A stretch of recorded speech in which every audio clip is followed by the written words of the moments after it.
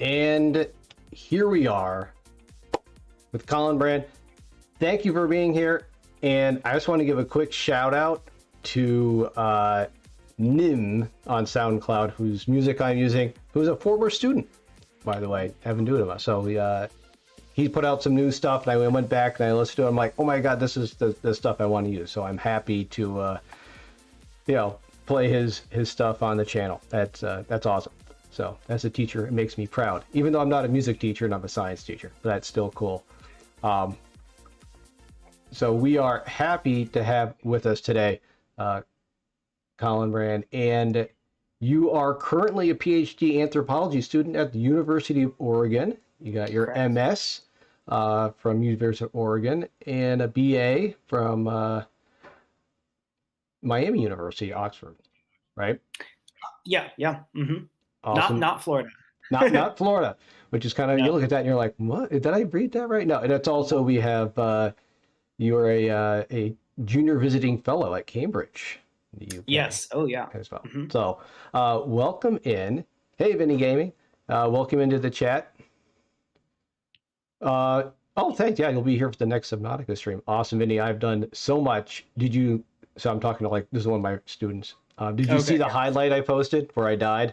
That was a great scene. Hopefully you caught that.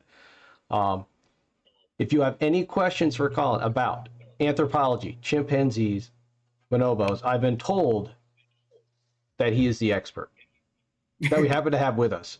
There's a lot of experts, but I know I have some questions. If anyone that's in chat sees this, you have questions, we'll either know the answer or Colin will know where to look it up and how to find out.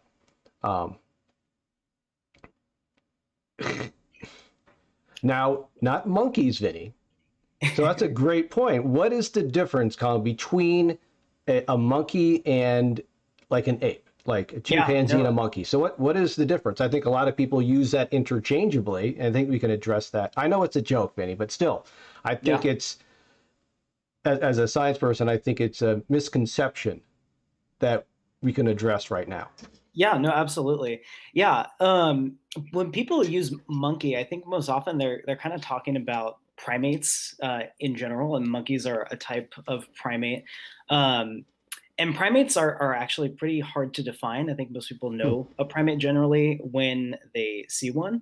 But primates include humans, apes, monkeys, and they also include things like lemurs, which a certain generation probably remembers Zaboomafoo, or there's a recent movie called Madagascar that features lemurs, and so those are all primates. But when it comes to differentiating monkeys and apes, the go-to is, does it have a tail or not? Apes do not have a tail, a visible tail, whereas monkeys do, and other types of non-ape primates do. It might be short, but it's definitely there. That's one of the main things that differentiates monkeys and apes. You mean the Kratz brothers? Kratz creatures? Yep. My current advisor taught them a long time ago. Really? Yeah. Mm-hmm. Now that's cool. That's cool. I remember before they were a cartoon, when they actually had the TV show. That's how old I am. Yeah. They had Kratz creatures. I was on the same time as like Crocodile Hunter and all those shows. So yeah, that was prime. Cool. That was prime nature TV time. Yeah, it was. I will admit, this was back, 94 to 98 when I was an undergrad. And I would go to class during the days. I was a biology major. I would watch Bill Nye, because they had the Bill Nye repeats on. This is starting at like 3 o'clock. And then they would have like Kratz creatures. Then they would Crocodile Hunter. And then usually they would have some other show on. I believe it was also science related. And I would just, every day after school, I would watch that. And it's funny how, for like Bill Nye as well, there's so many gaps in your science knowledge that you have. Because like, you think you have a whole textbook to cover. Your teacher's not going to hit on everything. No. Right? And so watching that actually helped me with some of the basics.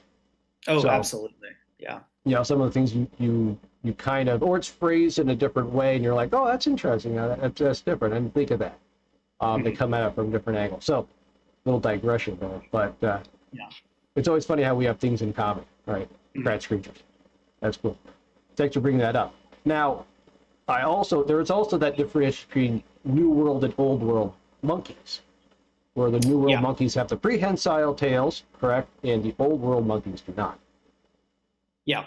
Yeah, it's not all New World monkeys that have a prehensile tail, but if you come across a monkey that does have a prehensile tail, it's definitely from Central or South America. Okay, cool. See, we've already covered some of the basics here as far as like delineating what it is we're going to talk about. And that's one misconception we had about like primates and monkeys and apes. Are there any other misconceptions that you come across when talking to people that they have about what you do and this subject? Yeah, that's a really good question. I think probably one of the main ones that at least crops up in my research is where do we come from? So I've done a lot of work. I've worked at zoos and done research at zoos. So I have the great privilege of interfacing with a lot of the zoo guests. And one question that routinely comes up is, did we evolve? We evolved from chimpanzees? Question mark. And yeah, we share a lot of traits to chimpanzees and bonobos, which we can talk about. But we did not evolve from each other. We both live in the same space and time, and so we shared a common ancestor about 6 million years ago. And there's an assumption there that it was probably pretty chimpanzee-like, although that's probably a generous oversimplification. But yeah, that crops up a lot, is that did we evolve from chimpanzees? And the answer is no, but we did share a common ancestor a long time ago. Yeah, I like to describe it as we can't view evolution as a ladder. Yeah, it's a bush, exactly. or at least a tree. Yeah. And people think that it's one thing after another. No, it's more complicated. Yeah. Well, and for humans, it's definitely a bush. There are a lot of branches in our own tree. Absolutely. Now, getting into that, I admire anyone doing anthropology and looking at human ancestry in particular, because it changes all the time and there's so much fighting about it. Like if you want to get into some real fights in science, not like fisticuffs, but severe debates, someone will find a tooth somewhere and papers will go off, and conferences will happen, and people will get into each other's research. I mean, is that true? That's the way I see it from the outside. No, absolutely. Yeah, it's I feel for my colleagues in paleoanthropology and other disciplines, because I mean I always complain about my small sample sizes working with apes, but they're usually working with even smaller sample sizes than I. And I think it's really interesting. It is kind of, when I write a lecture for paleoanthropology class, every single time I teach it, you have to go back and change things or update things, or at least tell the students like this is true up until like this point.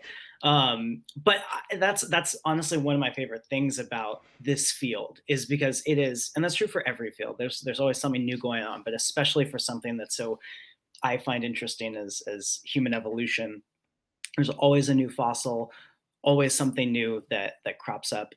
Even today on Twitter, I haven't read the paper yet, but there's evidence for, I believe it's the oldest burial from Africa that was just described today. And yeah, that part is exciting, but people do have strong opinions about what is or a species, what a species is or is not, or where they actually are, or who's interbreeding with whom.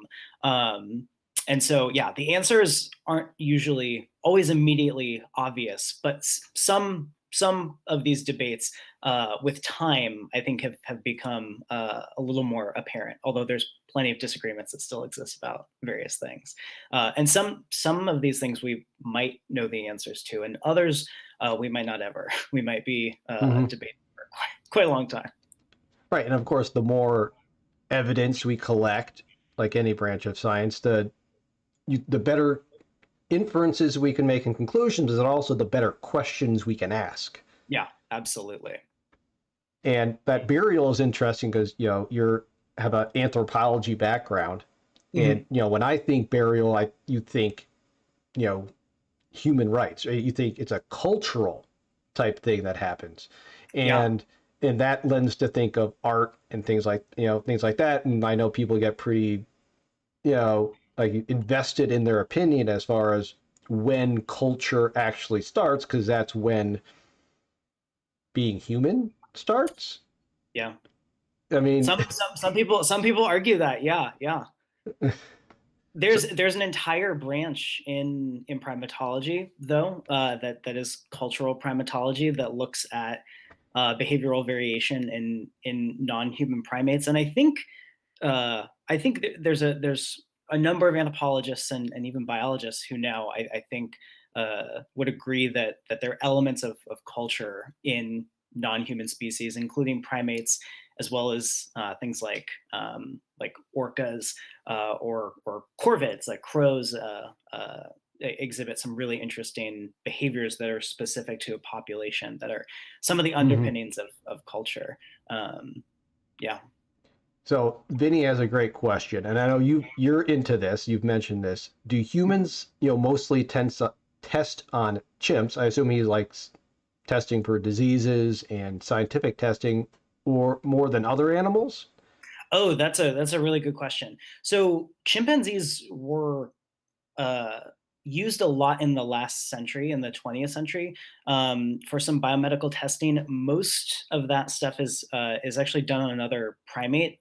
It's a type of macaque, from mostly India, called rhesus macaques. So those are the main models that those researchers use for testing, and not so much chimpanzees anymore.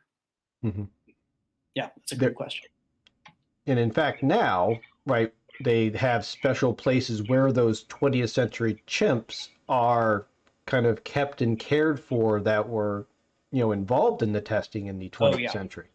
yeah, absolutely. Yeah, yeah. Yeah. A lot of a good chunk of the chimpanzee work now is on its way out. It's being phased out. So yeah, there are a lot of animals at sanctuaries and zoos, and other places, who can live out the remainder of their lives there. Yeah.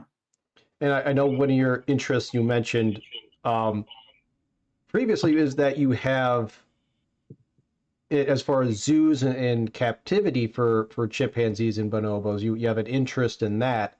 Mhm. Uh, what have you done with that, and what kind of things do you feel you want to see accomplished, looking into that? Yeah. No, that's a really good question. So I actually I grew up am from Columbus, Ohio, and my parents took me to the zoo.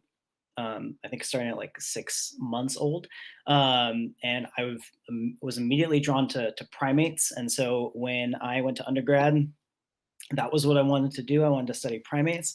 And my first research project, I wanted to just look at their social behavior, how they interacted with each other. And one thing that immediately jumped out at us, is that while this bonobo group at the Columbus Zoo, while they were grooming, every once in a while, they would actually take some hair out while they were grooming. They would pluck it out, and this immediately jumped out at us as an interesting Hmm. behavior.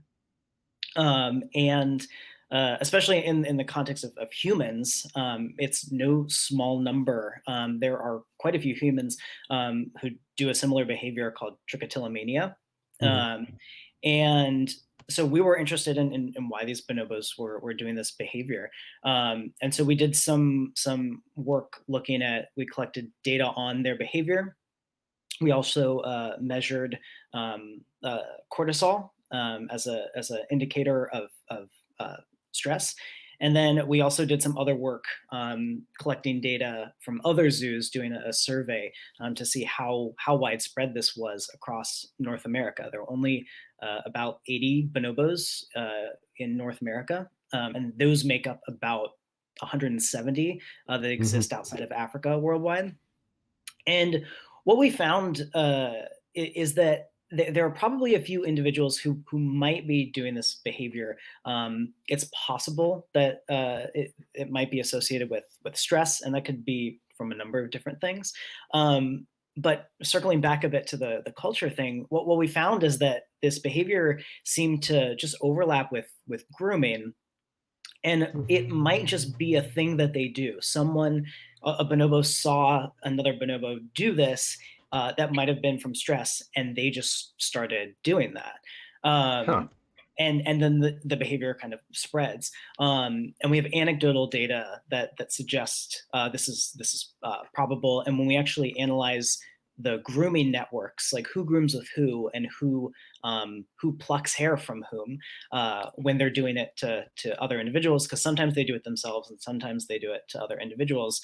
The data support that hypothesis, which is really interesting, and it's a behavior that I think you could really easily look at and say, oh, that must be stress, or that must be this other thing. And I think a lot of work that a lot of really incredible zoo researchers doing are kind of challenging some of those assumptions. What are the ways that we can actually measure things like animal well-being, and what parts of the environment, whether it's social or physical, what might we change to maximize their well-being? Great. And this kind of goes with it. Vinny is asking, would it actually be possible to teach chimps human hobbies like reading? Oh, okay. You know, That's a really good question.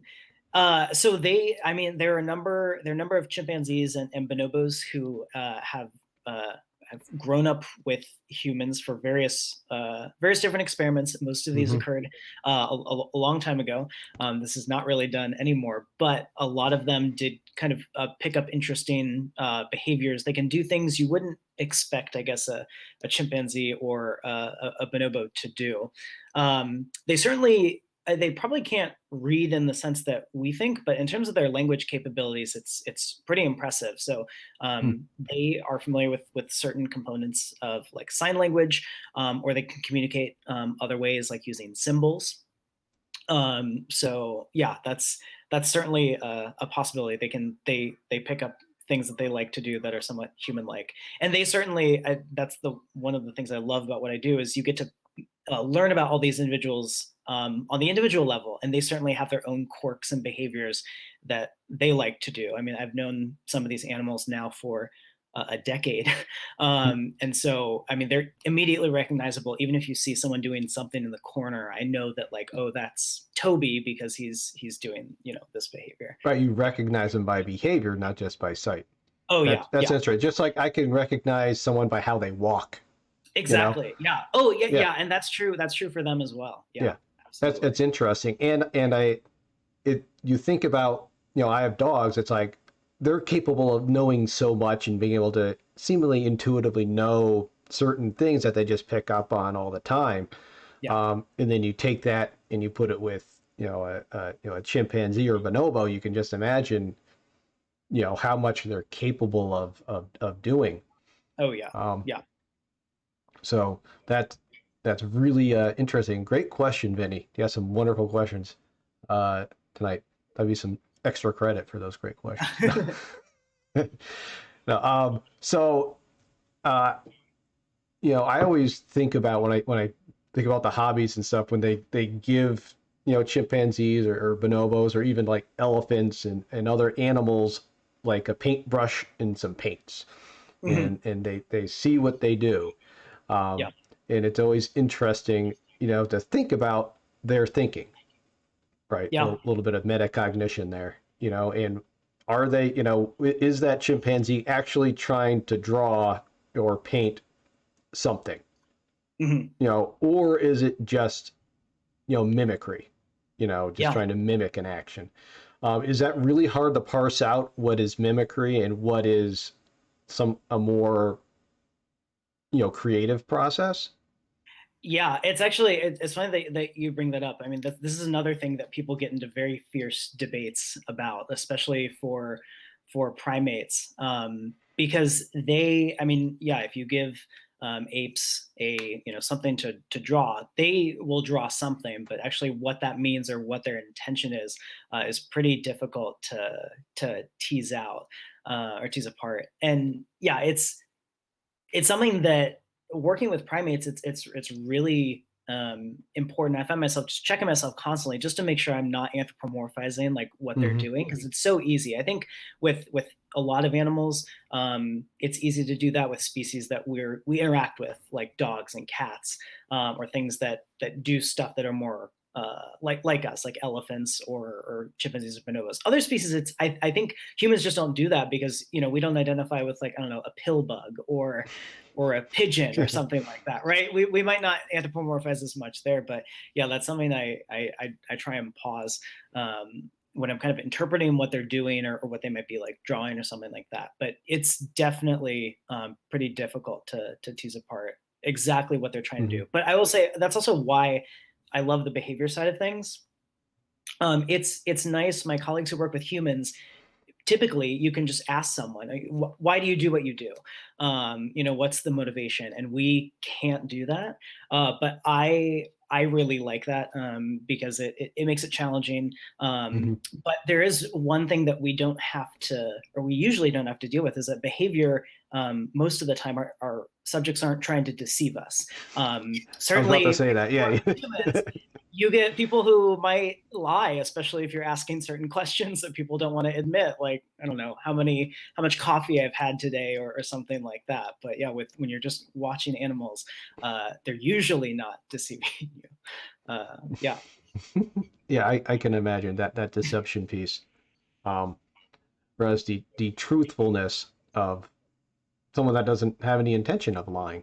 Yeah. And I think that anthropomorphizing, especially when it comes to things like an octopus, right? You mentioned other Mhm. species before, where like we keep finding more and more things out. You're like, wow, they can do that, or are they thinking that, or um, and I can also, you're talking about that bias, because you have in that researcher. How do you remove yourself so that you don't put your own feelings or thoughts into what it is you're researching? I mean, it's got to be, tough to kind of, do you talk to your colleagues and you're like, I'm seeing this, Yeah. tell me what you think, you know? Yeah, I think the communication is really important.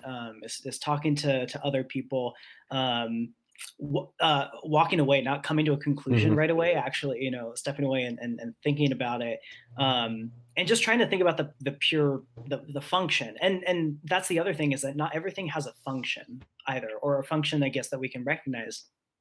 Coming back to the culture thing, um, a lot of behavior or behavioral variation in that we see in, like, bonobos or chimpanzees, it might not actually have a function. It just is the way that it is. And that's one way to kind of get yourself in trouble, is to think, well, everything happens for some kind of reason. I have to figure out what it is. Sometimes Hmm. things just happen, including behaviors. Same thing with people. Sometimes, we all have certain things that we do that might not serve a specific purpose. And so, yeah, walking away, taking a moment, trying to talk to other colleagues about what you found, I think kind of helps fight that. But I also think it's I want to cut everyone a lot of slack, because it's really easy, to think, Hmm. well, that animal looks like it's experiencing this emotion because that's what I'm familiar with. So yeah, that's very natural to kind of do that. It's just important to do some of those things to check back later, or check with other people to say, was I actually thinking about that situation Hmm. in the best frame of mind. Right. And you've talked about research, and this is the way I kind of envision it, the old, you know, Diane Fossey kind of, way where you're out in the field and you're just counting on a tally sheet how many Mhm. times you see a behavior, um, or you see something happen with a specific animal, Yeah. and you track that, and later you go back and you can look at that. I mean, I can imagine now it's different in that you can actually record it, right? You can have a digital recording of the whole thing, and you can go back and have 5 people look at the same video Yeah. and hopefully get Mhm. the same data. Yeah, well, that's a very important step, and anyone who does behavioral data is conducting inter-observer reliability to see if people Mhm. actually see the same things. And so, most people who do behavioral research, they get someone else to take a look at a part of the data you've collected, either by looking at a video or watching the same animal at the same time, and making sure some consensus is reached, so you're actually getting good quality data, and you're in agreement there. Yeah. Okay, that's kind of the way I thought. Now, have you done field research yourself? Have you been to Africa yourself? And Yeah. do you want to talk about that at all? I'd like to Yeah, hear no, some stories. absolutely. Yeah, yeah. So I mean, I got my start watching bonobos at the Columbus Zoo, and yeah, in 2017, I traveled with some colleagues to the Lamako Field site in the Democratic Republic of Congo, where bonobos live. So bonobos are only found in that country. They're found nowhere else in the world. They Mm-hmm. live south of the Congo River, whereas chimpanzees occur in a number of countries north of that river. And so I was there for a few months, and I had some colleagues who stayed on. I traveled with Dr. Monica Wakefield. She's a professor at Northern Kentucky University, as well as a fellow PhD student, Alexander Hickmott, and then a postdoctoral student or postbaccalaureate student, pardon me, from Northern Kentucky University, Ian Takoka.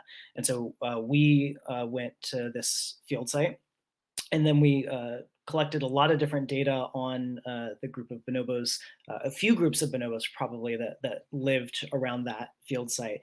I was there for about just over 2 months, and then my colleagues Alex and Ian, they stayed for 6 months.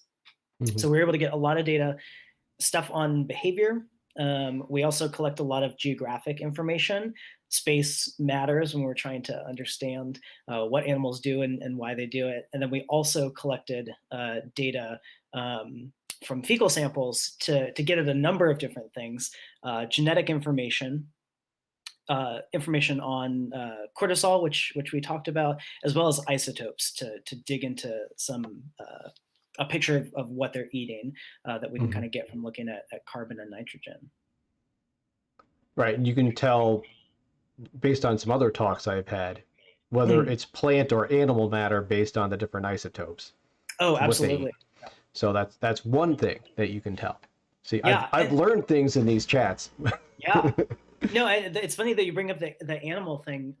When people think of, I think chimpanzees are pretty well characterized as being omnivorous.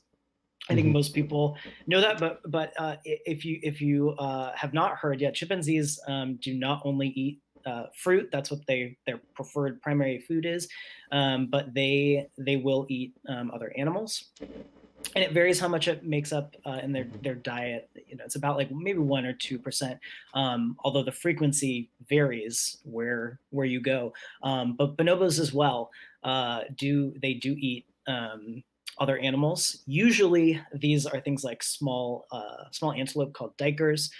Sometimes it's squirrels, and occasionally other animals as well.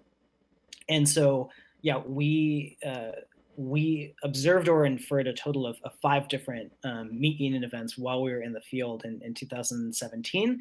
And it's interesting in that these data suggest that the animals in this area, they eat meat at a frequency that has only been seen at about one other field site where people study bonobos, and it does fall within the range of chimpanzees. And this was something that a lot of folks used to differentiate bonobos and chimpanzees. The thought was chimpanzees were they hunted more, they're more carnivorous, and that might be true depending on which populations you compare. But I like to think of these things as a continuum, and bonobos and chimpanzees certainly overlap there a bit. They do eat meat. Every once in a while, when they come across it too. It's also, I should say, Bonobos are much more opportunistic, Hmm. whereas some chimpanzees seem to kind of actually go out and seek prey, usually monkeys. But bonobos, if they happen across something that they can eat, they will. Yeah. Opportunistic. Yes. Same thing. If I'm walking through like the faculty lounge and there is a donut, Exactly. I'm probably going to eat the donut. Why would you pass that up? Yeah. Right? That's purely vegetarian though, pretty much. Yeah. So, um, there are so many questions about like the research sites and the research that's going on there because there's kind of like this almost mythical ethos of the scientists studying, at least for me, studying the chimpanzees and the bonobos. I've watched so many documentaries as a kid, as I'm sure you have, about that, Yeah. and the people in the field. And someone watching might think, oh, 6 months, that's a long time. It's not. 6 years, maybe. Yeah. Okay, Yeah. there there are long field studies that have gone on in the forest. Now, I'd like to talk a little bit about the populations and their status. So Oh, chimpanzees and absolutely. bonobos. Yeah. How, like, are their populations dwindling? Is it stable? What's it like? Yeah, that's a really good question. So, both bonobos and chimpanzees are their numbers are declining, and they're considered to be endangered, both species. Um, it's interesting. So, I guess chimpanzees are really hard to talk about because they occur in a massive geographic area, Mhm. and there's actually 4 different subspecies of chimpanzee that are all allopatric. Presumably, very recently there are geographic barriers that separate these 4 different subspecies. So you have eastern chimpanzees that occur. They're famous. The Jane Goodall chimpanzees or eastern Mhm. chimpanzees. There are central chimpanzees that live in like West Central Africa. There are Nigeria Cameroon chimpanzees that, as the name implies, live in Nigeria and Cameroon. And then there are Western chimpanzees that live in West African countries like Senegal and Guinea and Cote d'Ivoire. And so they are all in general, they're all dwindling, but how they're all doing as subspecies is Mhm. very different. I think some of the more sobering numbers relate to West African chimpanzees, who in some cases are much more fragmented than other chimpanzee subspecies. Same thing with the Nigeria Cameroon chimpanzees, and yeah, in terms of just like their population sizes, there are probably the highest numbers central chimpanzees. There are probably the more of them than any other chimpanzees, followed probably by the eastern chimpanzees, and then the other two, the Nigeria, Cameroon, and western chimpanzees. There are probably only a few thousand of them. Bonobos are actually a lot harder to get a number on, and that's for a variety of reasons. One thing that not only impacts our ability to know how many there are, but just impacted research and what we know about them in general, is conflict that occurred in the region in the 1990s and early 2000s, which stopped a lot of research, and also impacted our ability to kind of assess Mhm. where and how many of those individuals remain. The number that gets thrown out is somewhere between like 20 and 50,000 bonobos in Mhm. total. It could be as low as 5,000. And we know that in certain places, the But that's a wharfs, big range. it's huge. 5,000 or 20,000? That's a pretty large gap. Yeah. It's not, I mean, it's a number. People want like something to kind of work with. Yeah. But people who work with conservation, I mean, that number is, you could make policies, different policies, based on either of Mhm. those different numbers, which is really complicated. So one of the interesting things is that there is more data that's coming out that's more like fine scale from certain areas that we can kind of extrapolate to other regions. If we know this is about the abundance Mhm. in this locale, we can probably better estimate what's happening elsewhere. And because since the early 2000s, there have been a lot more researchers studying bonobos as well as other species in that region. I would say I think the consensus is probably converging more on the 20,000 number. It's probably Hmm. it might not be as low as 5,000, but I think for 20,000 is probably a decent number. But keeping that in mind, I mean that's an area that's about the size of the eastern third of the United States. So when we actually delve into like density, it's a pretty low number. And I mean, again, that's assuming that the bonobos are kind of distributed equally across that Hmm. habitat. But yeah, and there are a lot of things that are kind of driving this. Habitat loss is the big one. But one thing that's certainly on everyone's mind right now, certainly is disease transmission, Hmm. and disease does play a role. We There's more data, at least for gorillas, that their numbers have been impacted more from things like Ebola. But those could certainly be a real threat to both chimpanzees and bonobos. Wow. So Vinny had another question, and Oh yeah. he asks, what would be the life of chimps or bonobos in the laboratory? So maybe what they would be living like, but maybe he means also like the life expectancy. I'd be curious what the difference is as far as like the life expectancy as well. Yeah. So I mean, in certain conditions, they will live pretty equivalent a length of life to humans. So 50s, 60s, there are some individuals that make it up into their 70s. And that is certainly different than the wild. So most individuals in the wild, it varies a lot. Some individuals do not make it past adolescence, but if you're an adult, 30s, 40s, sometimes 50s, you see. So there is a little bit of a difference between whether they're housed in human care Mhm. versus in the wild. And then, yeah, in terms of the day to day life, it has changed a lot. Um, Usually, there's some kind of social group housing. Very early on in the 20th century, there was not as much knowledge about what their social structure actually looked like. So sometimes they were housed solitarily, or they were reared, as like human children, or they were housed in pairs, right? Because every species, or every primate species was thought to be monogamous, and that certainly did not work out. That actually prevented a lot of breeding, which really frustrated a lot of caretakers until people were like, "Oh no, we have to switch this up a little bit." Uh, so yeah, but a lot of social time, a lot of time spent feeding, certainly, and also a lot of resting. I love the idea of field work, right? I think people think that we're running after animals all the time, which that's certainly part of it, but they also love to just sit there and Mhm. munch and not move, which I don't blame them after chasing after them.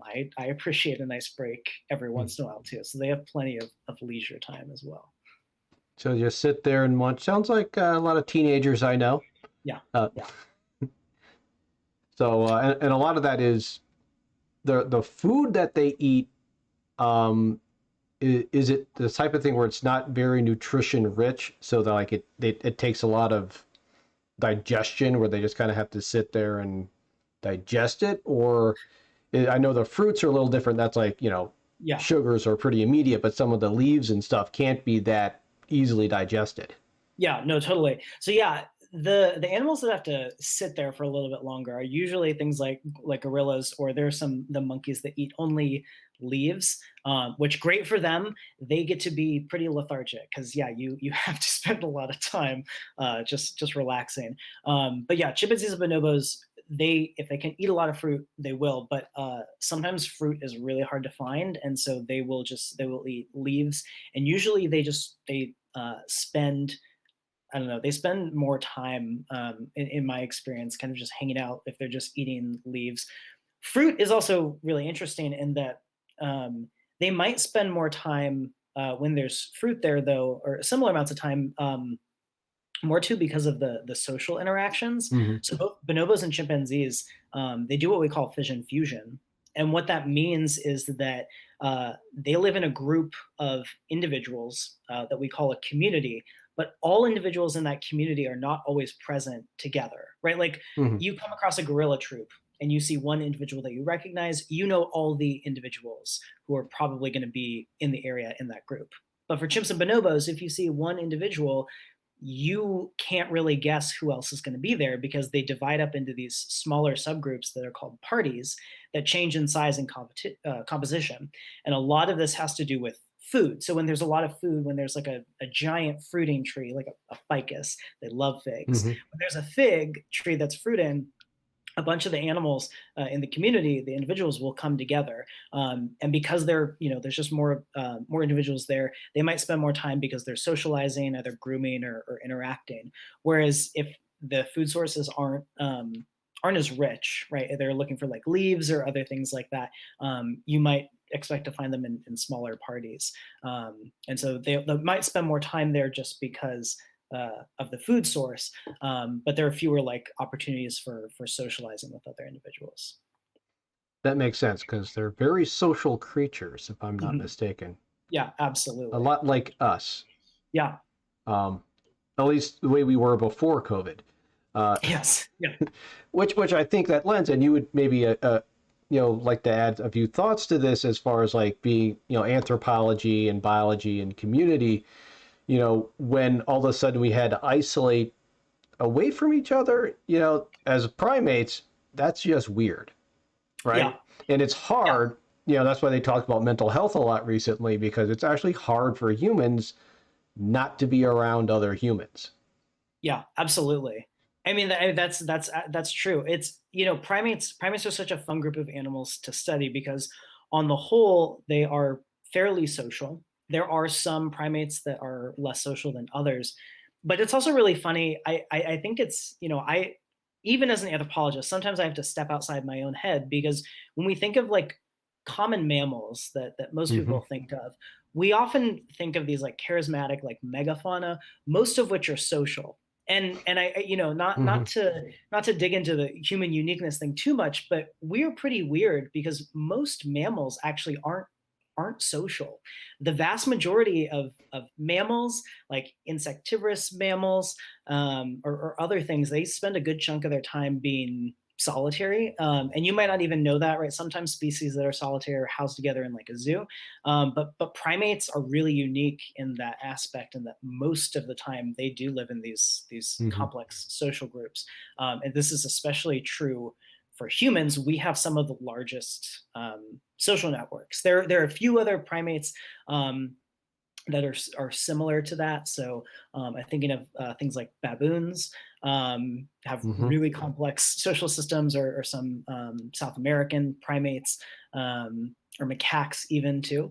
But yeah, we are built to be in constant contact and communication with other individuals. So yeah, this virtual and social distancing thing is certainly different than what we're used to experiencing, and it does not make it easier. Hmm. Luckily, we can stay connected via this technology. Uh, Right. yeah, But I think there is something to um, the physical contact because yeah, I know that grooming piece is huge for many primates, right? absolutely. To make that social connection. And I think there is I don't know, maybe I'm way off. There's like a grooming piece for humans in a way, Yeah. you know? No, I completely agree. My undergraduate advisor, she once described it as social glue. And I really I like that imagery. It's vivid. But I think it's absolutely true. It's physical contact. It has a function. It has some function, right, for hygiene, picking out, dirt or ectoparasites or other things like that. But the observation is that primates actually groom more than they have to stay clean. So there's clearly that like social aspect. And in humans, they're we groom each other, we're in physical contact with each other, but there are a lot of ideas to how other things might function in a similar way, and that's related to our communication. There's an idea about, right, how our language allows us to expand our grooming network beyond more than who we could like physically contact. So there are lots of ways that we actually stay connected Hmm. to other individuals and have such a large social network beyond even just our version of grooming. Yep. And we were talking last Wednesday with Dr. Alicia Hayes, who does VR, Okay. about how that one of the things that VR lacks often is your avatar. You don't have those facial expressions, Oh yeah, yeah, right? And absolutely. so that's why even now, like a Zoom or a Google Meet, at least you have those facial expressions. Whereas if you go into a VR world, that whole chunk of human, even primate expression Yeah, that we've evolved with is gone. And so yeah. that's why it never seems to quite work, maybe. Yeah, no, that's I mean that's so interesting, right? Because when we think of communication, we often default right to the language part, but we communicate in so many other ways. I think I think in some ways the masks have kind of helped kind of highlight this because a lot of Hmm. our expressions happen in the region of our face that's usually covered by a mask. But we communicate a lot of things without even like saying something. And yeah, I think that the pandemic has really helped make that point to a lot of people. Absolutely. Yeah, I find that fascinating. Yeah. Yeah. As much as you think things change, perhaps they stay the same, Yeah. you know, Totally. even over millions of years. Yeah. So what is your current research? So what is it that you're going to be doing for, are you working on your dissertation at the moment, Yeah. or are you still okay? Yeah, I actually I will be defending it here in a few weeks, just under four Ooh, weeks now. Yeah, yeah, after crunch time. 5 years. Yeah. Um, so one of the things I love I love a challenge, and for understanding human evolution, we have a number of incredible fossils that really help us understand how we came to be over the last 6-ish million years.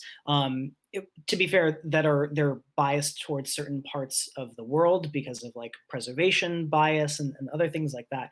But we have some idea, right, of what's happened over our evolutionary history, and we have Hmm. other things too that allow us to dig into that. Right, we can look at technologies through archaeology, right, like lithics, rocks, and tools and stuff like that, and even things like language allow give us really good insight as to where certain groups of people were, particularly recently. We don't have this for chimpanzees and bonobos. They live in a part of Africa today that does Hmm. not preserve fossils really well. We only have one set of fossils, probably from the same individual for chimpanzees, that are dated to about 500,000 years ago. And it exists outside their current range in Kenya. And so the best way to understand what's happened in terms of bonobo and chimpanzee evolutionary history is to look at their genome, which holds a massive amount of information about what's happened over Hmm. time. And so I use the genomes from these different living populations of bonobos and chimpanzees to try to understand what makes them a bonobo or a chimpanzee. I'm looking at things, particularly like adaptations, um, at different points of time, so we can look for things. We can use specific methods to kind of look at things that happened really early on when they split Hmm. into two different species, which we think there's a lot of debate about this for decades, but I think we're actually closing in on a pretty good answer. It's about probably 1.9 million years ago is when bonobos and chimpanzees split into two different species, but that leaves a lot of time for them to become these two different species that we see today. And at the same time, it also leaves a lot of time for these chimpanzee subspecies to also become their own unique lineages. And so I look at adaptation deeper in time, closer to when they split, as well as the tips of these branches, what's been happening very recently in the last like few tens of thousands of years. And then I'm also interested in what their history looks like, what the bush looks like. And so I Hmm. use methods to reconstruct when things split from each other, as well as things like population size. So, it's important to contextualize how many bonobos and chimpanzees live today with how many lived, 100,000 years ago, 500,000 years ago, a million years ago. So we can actually see what their population size has looked like over time. Uh, and then I think probably one of the more interesting things that lots of people love to talk about, I'm happy to talk about for some length about, is interbreeding. That's something that's really come into the public light in the last like few decades, and even most scientists who I think weren't as weren't as convinced by some of the early evidence. There is an overwhelming amount of evidence that humans interbred with Neanderthals as well as Denisovans. And the same seems to be true for chimpanzees and bonobos. At some point in their evolutionary history, they interbred at least once. And so some of my work actually looks to see when that is happening and how many times that happened. Yeah, and I think you kind of alluded to it before, where those kinds of insights make sense to us now, but it might have been our like maybe 20th century mindset concerning sex that kind of prevented us from even accepting that that kind of thing might happen. Absolutely. Whereas if you actually look at how humans behave, of course they're going to have sex. I mean, it's like, they're promiscuous as bonobos and chimps. I'm sure you've studied, yeah, I mean, given the opportunity, probably something would probably happen. At least, It's interesting too, in that we come up with these concepts for what is a species, what is a population, and we won't go into that because that's a whole. There should be a Twitch channel just dedicated to debating that, because scientists could go for 24 hours a day just talking about that. But those concepts, right? We just kind of categorize things, and you'd think like, oh no, they're two different species. They wouldn't interbreed. But what I love about nature is it is messier than that. It is not as complicated. Yep. Things don't live in these boxes. And I think it raises so many more questions as to, so this interbreeding is happening. How often, is it happening, right? What are the consequences of humans having portions of our genome that derive from Neanderthals or Denisovans? Are these advantageous or are they deleterious? What direction is this going? Right? Because at some point you're probably going to have, a member of the opposite sex for each species. Who's driving this behavior? Is this male humans mating with female Neanderthals, or the other way around? And so, yeah, it opens up all these different these new questions that I think, I don't know, I find really exciting. I think a lot of other people do, especially because of the health stuff is really interesting and related to COVID, right? There are portions of our genome that are associated with COVID risk, which is really, really fascinating. And there's a lot of other diseases, right, where it might play a role. And it's very complex and nuanced. I should definitely say that. Oh, yeah. But it is really interesting, not only because of the science and the intrinsic, I think how cool it is, but also some of the real world consequences of the behavior of our long distant ancestors. Oh yeah, and the trick is, I think science is amazing is, I think to myself now, I'm like, how would you even test that hypothesis, right? It's like, is it the guy or the girl that's going out and being promiscuous with the other species? How would you even test that? But then someone's going to come along and think of something, and you're like, that is amazing. How do that's what the science is amazing in that way. Like, people come up with like the most amazing ways to test questions that you thought were untestable. Yeah, and that is probably one of my favorite parts about science. Is just I get to ask questions for a living, even if they're not answerable, and especially if they're not answerable, someone will usually find a way to answer it, or we know the data that we need to answer those questions. And that's the other reason why I love science, is it's so collaborative. I get to work with so many amazing people on the stuff that I have done and continue to do. I come up with good ideas, but I love the fact that I have a whole network of individuals, to bounce ideas off of, or who can offer their own ideas and new questions and new methods. Yeah. Do you have any idea what you would like to do after you're assuming, I'm going to assume that you're going to pass your dissertation and do well No, and get your PhD. that's a But great any question. ideas what you want to do? Yeah, so I hope to move on to do to be a postdoctoral scientist, probably elsewhere. So I will probably bid Oregon farewell for the moment. But yeah, I hope to go on and study some similar things, and also work with potentially other species, looking at not only just bonobos and chimpanzees, but also humans. I also am really fortunate. I get to work with elephants, and so we're Mhm. doing some really exciting work right now, as well on elephants, and maybe pursuing that a bit further. They are, they look pretty different to humans, but in many aspects, they're just like primates. They're bigger and they're less hairy, but in terms of their like cognition and their social structure, they're pretty human-like. So they're a fun type of animal to study. Oh, good. There'll be a postdoc for 10 years. Okay. And Yeah, then, exactly. Yes. Yeah. Yeah. and then move on from there. Yeah. I know how that works. It's Um, I you know it's not the easiest, but I get to do what you I get to do love. what you love. That's the Exactly. best part. That's the Yeah. best part. Do what you love.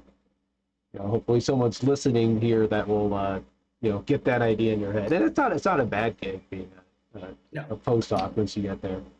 Um, it's not like you're living on the street No. Yeah. much. Yes. Yeah. I have heard some stories for doctoral students, but I won't go there. um, but it's not bad if you're doing what you love, because Yeah. then it's worth it in the end, I think. In general, and any work that you love doesn't end up being work. It ends up, I don't know. It doesn't seem like work. It seems like you're just getting paid, to have fun and do what you love. Absolutely. Yeah. Living the dream, as they say. Yes. Awesome. Well, I have a few questions for you, because on this Okay. show, we Yeah. like to play a game, and you're going to play a game with me, Colin Brand. Now, your last name is Brand, so I thought it would be wonderful to ask you some questions about branding, as in like Oh. market Okay. branding, and Okay. see what you know about that. So if you get 2 out of 3 questions right, I will gift this up to some lucky viewer on the channel right now. Oh, okay. Okay. And so the pressure is on for you to get some of Yeah. these questions about branding correct. Are you ready? I'm ready. I'm ready. Let's Ready? do this. Okay. I should be an expert in this, but we'll find out. We'll see. In 2015, a teacher was accused of branding students. Which of these stories was the branding story involving a teacher? Was it A, a history teacher wanting to show the cruelty of branding had students watch a cattle branding in an Iowa high school, like a live cattle branding? B, a science teacher in Oregon had "I love mom" branded onto willing students' arms using a Tesla coil? Or was it C, to show solidarity, a team building, a teacher and football coach in Texas had the team branded on the ankle with the logo for the Rio Vista Eagles? Oh. Okay. B seems so wild. I don't think it's that one. I think I'm gonna go with C. The correct answer was B. No way, You gotta really? always go for the crazy one. It's Oh my Oregon. You gosh. should know this. Well, that's true. Yes. Yeah. Yeah. Actually, the crazy things usually happen in Florida. Uh, I'll put that link in the chat. Oh Maybe if yeah. Vinny's here, he might get a kick out of that. And no, I'm not going to have you guys branded with a Tesla coil. Oh I my don't God. even know how to do that. Yeah. How did that teacher figure that out? I guess the burns went away after like a couple weeks, but you can Okay. imagine parents were kind of upset when their kids come home branded. That's fair. Yeah. Wow. Okay. But it's the classic thing where you have all the kids hold hands and then you have the one touch the Tesla coil and they all get zapped. Yeah. That's like the best. And they're like, "It hurts." I'm like, "It didn't leave a mark. You can prove nothing." Yeah. That one left a mark. Yeah. Yeah. That's the key, that teachers. absolutely left a mark. You Yeah. can't leave a mark. I'm pretty sure there was a school in Texas though where they all got branded though. I'll have to look into that. There's got to be a school where like all the students decided we're all going to get branded. Yeah. we're the Rio Vista Bison, or it's a school in Florida. That wouldn't. Okay, question 2. You ready? You got Okay, 2 more yes. tries here. Okay. All right. We all know that Bezos, the rich guy, founded the company Amazon. What was the initial name before Amazon? What was his initial idea? Okay. Was it A, Cadabra, B, Rio Grande, or C, Giganta?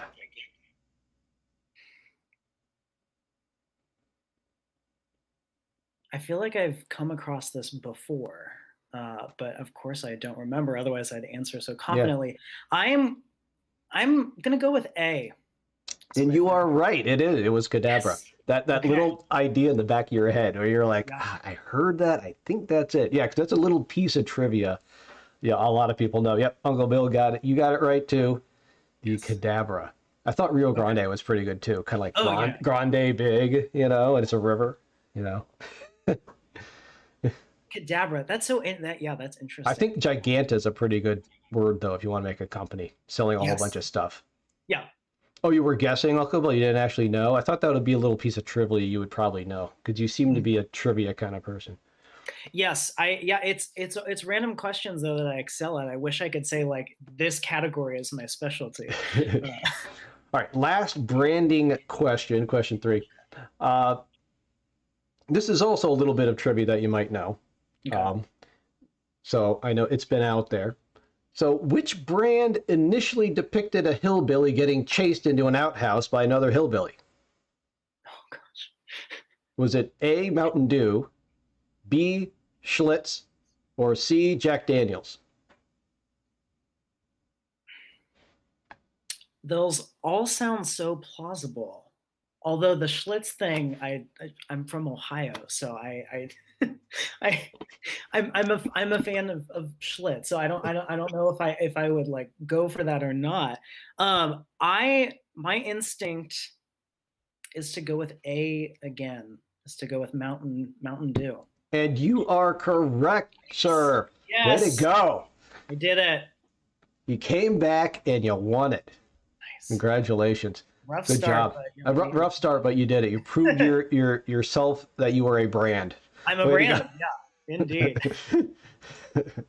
And of course, we all know that branding is like one of the big things nowadays. Oh, you have to have your own Oh yeah. brand. Mhm. Yeah. You got to market yourself or something like that. Here I am on Twitch talking about it. So go figure. But yeah, so Mountain Dew originally had this little guy with a little like rifle shooting another guy running into the outhouse. Back at the before Prohibition, Yes. and it was actually Mountain Dew was made to be mixed with moonshine Oh, because I did not know yeah, that. so Wow. it was the makers wanted a citrus thing to be mixed. Mhm. So hey Nakia, thanks for being here, stopping by. And so when you mix Mountain Dew with moonshine, you're actually doing what its purpose is. Yeah. Yes. Okay, so I'm gonna might try that this weekend. Yeah. Uh, No. That sounds like something I should. I guess I've never experienced Mountain Dew at its best. uh, So. yeah, who would have thought? You know, who would have? So I'll be gifting a sub out here to some lucky person, Oh, um, awesome. and be wonderful. Still, any questions about chimpanzees, bonobos? There, Uncle Bill. You always get my sub, buddy. Way to go! Congratulations. Use it with pride. Get those little science yeses out there. Yeah. You can thank Colin for that one. He was amazing on the quiz. So he did good. So any questions? I have 1,000 questions because I could talk forever about this subject. I can talk about any subject forever, it seems. Um, a man of many questions I am. Um, that's one of the best things about being a teacher in my school. I can love everything Unlike a PhD, I can't focus like a needle on one thing for like my entire life. I can be free to explore all kinds of topics, and then hopefully instill some of that knowledge into the younger generation Yeah. to get them to go on and learn and open doors for other people. So, all right, I'll ask some questions. There's no questions from the audience here. We got some more time left. I'm not quite tired yet. I'm starting to get pumped up again after the quiz show. What is your most interesting field story? Like, is there something that stands out, like that was really scary, really funny, or just all dang interesting? That's a very good question. I mean, I can think of a lot. I think the main thing that stands out, everyone always asks about the dangers of working in the field. My mother certainly asks about that a lot. Of course.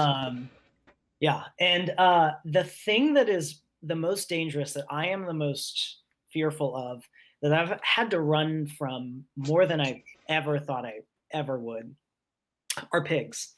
Yep. We work in an area where there are leopards, there's snakes, there's spiders, there are elephants on the periphery that spook easily and are very, very dangerous. But the pigs are definitely the thing I am most afraid of. So there are two pigs actually that live where we work. But they're Red River hogs, and they look really cute. A lot of people have probably seen one at the zoo. A lot of Yep, zoos I've seen them. I remember seeing them. Yeah. Yep. And they're cute, but the time I was there is those babies are growing up, and the males get very defensive about those kids. And I have so many colleagues who I've talked to since then, or while I was in the field, who are just like, oh, they're not dangerous. We walk amongst them at our field site. So I don't know like what the pigs are doing elsewhere. I did not have that experience. I probably ran from pigs at least a dozen times, probably more. And the males have very sharp tusks that can do some damage. And we're about 24 hours from like medical attention. If we're going super fast. So the goal is just to not get hurt. And so, yeah, that means running from pigs. If they want you gone, you leave, you respect their wishes. And it's really hard too, because we are often collecting fecal samples for genetics, hormones, isotopes. Like many people, bonobos, the first thing they do when they wake up is go to the bathroom. And so we get there just when they wake up to get those fecal samples from under the nests that they sleep in. And then the pigs know that is happening too. So on more than one occasion, I was outcompeted for feces by pigs who want to run in and eat it. And that's a sample I will never get back. This is the life you chose, by the way. It's true. Yeah. To possibly get gored by pigs while picking up crap. Yeah. And I never thought I would have to like process this with a therapist or my colleagues or anything, and yet I do. Yeah. That is definitely, I never thought I would ever say I have run from pigs to ensure my own safety, but I do it, and I enjoy it. It's dangerous, but I'd do it again. I also have run from pigs. Yeah. So I grew up in Germany where they're wild boar. Oh yeah. Right. Yeah. And they are no joke. Like they can get to be like, as tall as I am, the big guys, and I would go out camping a lot. And if you're just walking around at night and they catch a whiff of you the right way, they will charge you. And I've had to jump on picnic tables as like boar come like running around me as I try to avoid getting gored. Pigs are no joke. No, and it's funny. They're a select group of people who are well aware of that too. Like in the southeastern United States, you ask any hunter, the thing they're most afraid of, that's what they say. So yeah, there's a select group of people who share that same fear of pigs. So because they attack. I think most predators will actually kind of hear you coming and will say, "That's a human. I'm getting out of here." Yeah. Oh yeah. They want. For some reason, they might. But at the same time, they just might turn around and be like, nah, you're going to run. And they're right. We will run. So that is a good story. Yeah. That is awesome.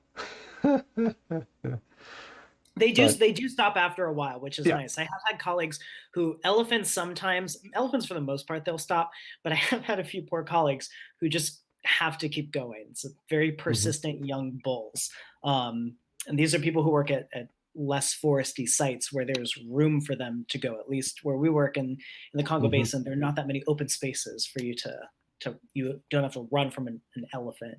And if Right. you run uphill, you're in the clear. They tend to not go up hills. So Hmm. Good. I know a lot of humans that tend not to go up hills too. yes, Yeah. yeah. But you Um, might if you encounter an elephant. yeah. That's the strategy. Okay. Um, Now, when you're collecting the samples, did you take them and process them at a lab on site, or did you take them for processing back stateside, or That's in a the really UK? You know. yeah. So we for some of the samples we do a little bit of processing right after they're collected, and it's really fancy. We cook them to dehydrate them a bit. Hmm. Super fancy stuff using a camping stove. Um, but these samples then are brought back to the United States, and so some of the work is done here at the University of Oregon, and some of it is done elsewhere at a lab in North Carolina. The isotope work is done. Hmm. Collaborator James Loudon does some of that stuff. Yeah. Now, I assume you have to get like the right permits and stuff to be able to export, animal product, Yep. back stateside, and you have a little baggie of poop Well, so that you have to we show the yeah, permit for. we don't even travel with it. Okay, It you ship comes it. separately. Yeah, Okay, there's a lot of paperwork. The rules change quite often. as the Um, government changes, I'm sure. yes, yeah, and I mean, it's because it's exporting. It's being exported from one Hmm. country and being imported into another. So there are a lot of different rules. But yeah, it's really important that just everyone knows what information they need to know, so that we're following the laws, we're doing this as safe as possible. And I think there are a lot of biological materials that can be really risky. The great thing is that feces are the most safe thing you can Right. transport. Who And cares so if you take a bunch of poop across the border? It's like, yeah, you want and some? Take it. well, that's the thing is that most of the time we just don't even get questions. It's just like, why? Like, why in the first place? Like, who cares about this? And I get a lot of those questions no matter where I am, whether I'm in the Democratic Republic of Congo or in the United States. My friends of my parents or my own friends just like, why do you do this? So that's more often the question than anything else. Why do you want to import feces? But it's for science. For science. Yes. Awesome. Because I've heard a lot of researchers, talk about all the restrictions of importing, research materials and, and things like that. How important is that ethical piece, when working Exactly. with animals as well as governments, making sure you're doing right by the research, and getting the right approvals, Yeah. in the process. Yeah. Yeah.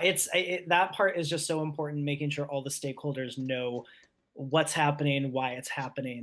And that's the thing is that, I just feel so lucky. I mean, I'm a guest when I'm working in these countries, and I'm so thankful for the opportunity to get to do this work. So just keeping everyone informed as to what we're doing, why we're doing it, is really, really important. And then also communicating some of the results that they are interested in is also really, really important. Some of the work that we do, we have a good idea of how many bonobos live in the area where we work.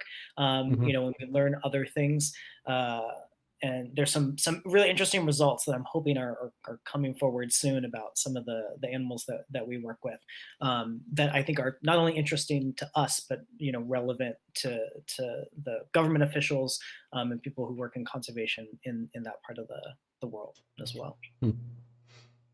Are there any animals that you've worked with that you think back on and you're kind of like, I will always remember so and so, right? That they left an impression on you, just like maybe, some people might have their first pet be like Yeah. the thing that leaves an impression on them. Do you have that? Yeah, I think I can think of a few animals from that I worked with, in the wild. But I often think of the first group of bonobos that I work with, who I have known now for a very very long time. There are a number of individuals who stick out to me. They know me, they know who I am, so they recognize me. And one individual who I probably want to mention, in memoriam, she passed away earlier this year, Hmm. from a stroke. But she was just a really, really iconic animal, who made such a strong impression. So bonobos, unlike any other monkey or ape species, the females have a lot of power. Some people call them female dominant. They're co-dominant. The main thing is the typically the highest ranking position is a female, and so this was a dominant female at the Columbus Zoo. Her name was Unga, and she was very famous because she was actually traveling across the Atlantic Ocean when 9/11 happened. And that Oh.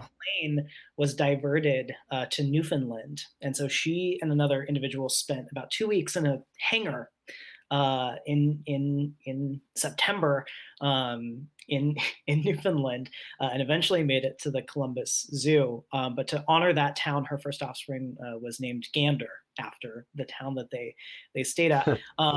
But she was just a really remarkable animal in her personality. She was very much in charge. She had a really interesting social system, in that, unlike most other female bonobos who have pretty complex social relationships with multiple other females, she definitely was not one of those Hmm. individuals. She liked to keep to herself and her children, and that was that, which is really interesting. Occasionally she would engage with other individuals, but yeah, when it comes to iconic individuals, she's definitely someone who I think about a lot. And her kids are all grown up, and they'll get along with other individuals. But yeah, I wanted to talk about her, especially because she just passed away recently. But she was a Oh. really iconic individual, and a lot of those personality traits are certainly going to live on in her offspring and their offspring as well. Mhm. Do you go back and visit the Columbus Zoo a lot? When I can, it's actually Hmm. this is definitely the longest I've ever gone, because of the pandemic, Yeah. without seeing those individuals. So it's been um, it's been probably about 2 years now, maybe a little bit longer, since I've Mm. actually been able to get back to the zoo. So I'm hoping sometime this summer I'll be able to make it back there, and say hi to some of those individuals. I meet some new ones. There's some new ones too, who All right. I have not even met yet. So I'm hoping to get to do some of that stuff this summer as well. yeah, Um, I think a lot of us are hoping to get out absolutely. and Yeah, get to zoos, go for hikes, and with people, and maybe talk to other people in real life, in person. perhaps. I mean, you've done a lot of your PhD now without actually going to like the last year and a half, which a lot of times I know you would go out and to symposiums and conferences Yeah, present. You haven't been able to do that. yeah. Has that been, tough on you to not have that experience, or do you kind of just like, I'm good with it. I've made my It's peace. it's it's interesting. Yeah, I'm glad you mentioned that. It's not easy. I think one of my favorite things about, we kind of talked about this, is just like, idea generation, and just like talking through exciting things, or talking about new Hmm. papers that come out. A lot of that happens in just like hallway conversations, or just stopping by, someone's office or something like that. And not being able to do that has been really difficult. We've found ways around it electronically, in chats Hmm. and emails and Zoom meetings and stuff like that. But I do really miss that. And we have a big conference. The main biological anthropology conference is the American Association of Physical Anthropologists, which will soon be will be a different name. But that meeting just happened this past month in April, and it has not been easy to kind of transition to these online conferences. But I really want to credit the organizers, especially Leslie Olesko, who did such an amazing job organizing that, and making the most out of a difficult situation. Hmm. There were lots of different opportunities to interact with various different people and make it as engaging as possible. But yeah, it's certainly not been the easiest. I'm fortunate in that a lot of the work that I do now is computational, so I've been able to continue on with my research, but that's definitely a position of privilege. I know a lot of colleagues who had to slow down or stop temporarily their work in like wet labs, and that's slowly picked up. But one thing that's an ongoing conversation is how we do field work moving forward. I mean, I have colleagues, who do field work locally, so they don't have to go super far. But international travel is very complex right now, especially when you work with animals who can get COVID, and we don't know what the consequences are beside from a few individuals, the gorillas at the San Diego safari park, but not just the animals, but also the local people that we work with. So that's going to take some time. I have some colleagues who are waiting this out to be able to resume doing some of that work and thinking about how to do it moving forward as safely as possible. I'm thinking of those people that were in the bush already for like 6 months when this happened, and they got stuck. Yeah. Yeah. I have a few colleagues who made it out. They were in the middle of field work and they caught some of the last flights out of certain places. But yeah, other people who had to sit tight for a little while before they eventually returned wherever, home or somewhere else. Yeah. When you have to contact the State Department, it's never a good thing. Yeah. Please come help. Yeah. But I think that's something no one ever talks about is field work. Always let someone know where you're going. That's not just a family member. Oh, yeah. Especially if you're in a foreign country. Just shoot an email to the embassy. I'm going to go be doing this thing. That's something that, I kind of, someone told me that and I was like, oh, okay, sure. Yeah. And then COVID happened. It's like, that's why we do that. in case of situations exactly like that. Yeah. I traveled a lot in Europe, and this was like during the Cold War, back in the 80s. And it was always, when you visited countries, you would always know where the consulate or embassy was. Yeah. You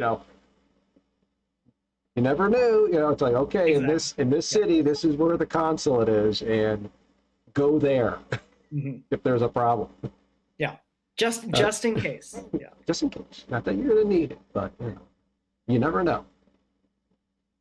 So the funds of international study that we won't have for a while, but that's okay. We'll get through it. Yep. It'll be something, as we said, to actually be able to do something in our own country, and be able to get to people want to get to a zoo and inspire more scientists and be able to do research there. Exactly. Yeah. So, anybody else questions? Not a lot of questions from chat recently. We got a little quiet there for a while as we just, keep talking and yammering on and on. But it is getting fairly late, almost 11 o'clock. We've been here over an hour, just kind of yapping, almost an hour and a half at this point. So it's been lots of fun. So this is your final call for Colin, and I'll just start doing my thank yous now. Colin, for being here. Thanks for hanging out and volunteering to come on, and I appreciate it. If you know of anyone else that'd like to come in and talk with me, I'd love that as well.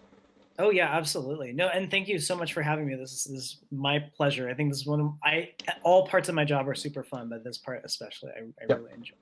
And I do a daily scientist profile in class, and you're the profile for today and tomorrow, right? For those classes. So Vinny's in the one class, so he'll be like, "Hey, I saw that guy talking last night." Assuming he gets to class on time. Yeah. But yeah, thanks so much. And if, like I said, if you know someone else, I'm still looking for people to fill in I got a couple slots at the end of this year. Okay. I'll be taking the summer off probably from doing the Connected Conversation series.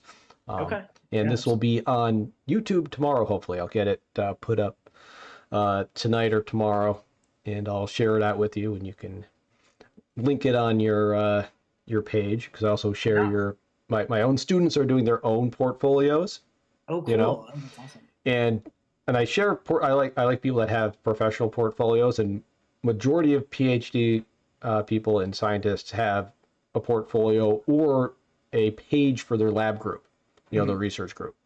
Yeah. And I'm trying to impress on the students. I'm like, I'm not having you do this just because I'm a jerk. Yeah. Yeah. Okay.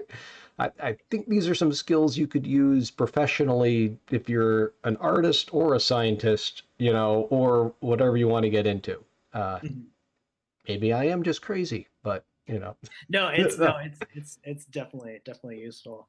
Yeah, So, and if people think of more questions, yeah, feel free to send them my way, or people can tweet at me or email me, mhm. any of that. I'm always happy to chat and answer any and all questions. Awesome. You were a wonderful guest. We had a lot of fun tonight. Uh, we had some good times. Um, and I'll be seeing you around, I'm sure. Yeah, no, I like absolutely. to stay in touch. And what we're gonna do is, I think we're gonna try to see if we can raid someone. We can go visit Okay. somebody else that might be on right now, and we'll see who's around. Okay. Usually,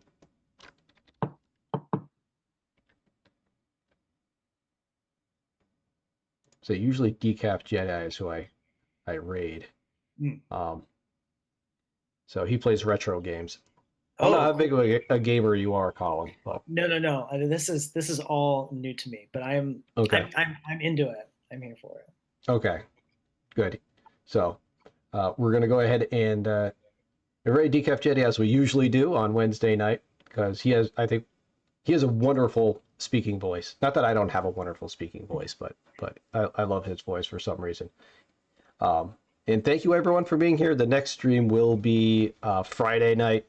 Vinny sounds like he'll be back for a round of playing Subnautica together and talking school and a little bit of marine biology, maybe. Um, so that'll be our goal there.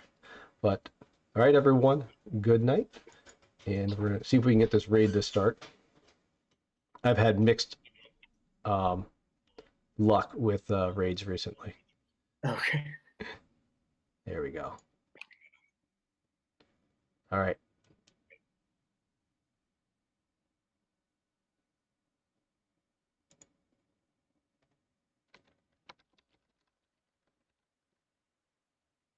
Good. Thank you.